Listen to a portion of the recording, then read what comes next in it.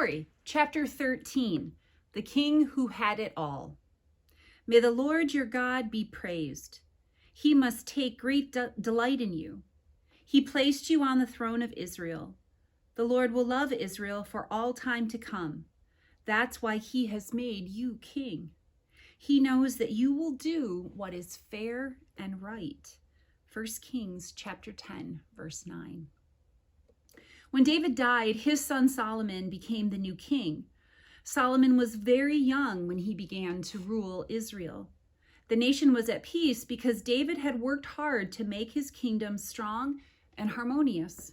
One night, God appeared to Solomon and told the new king he could have anything he asked for.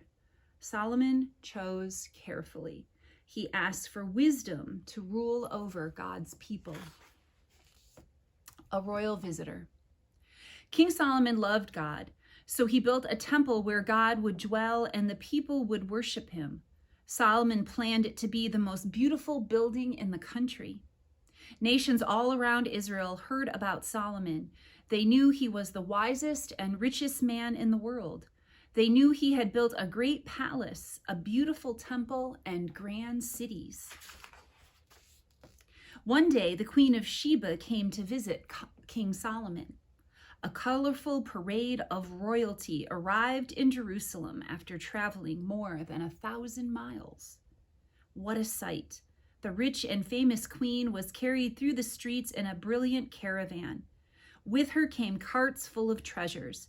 Trunks overflowed with gold, precious jewels, and rare, sweet-smelling spices. All were gifts for King Solomon.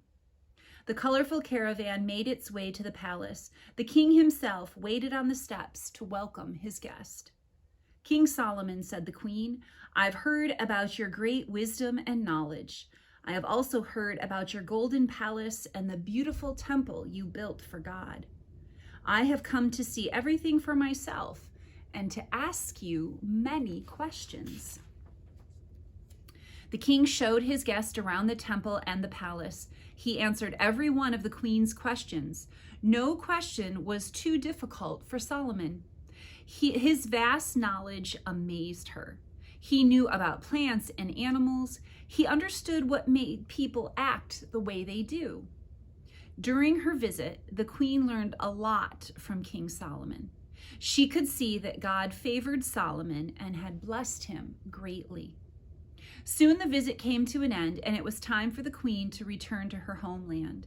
Before she left, the Queen of Sheba told King Solomon, "Your wisdom and wealth are much greater than I had heard or imagined.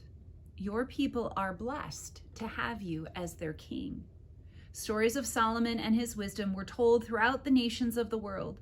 Solomon wrote more than 1,000 songs, and he wrote down many of his wise thoughts so the people could share the wisdom that God had given him.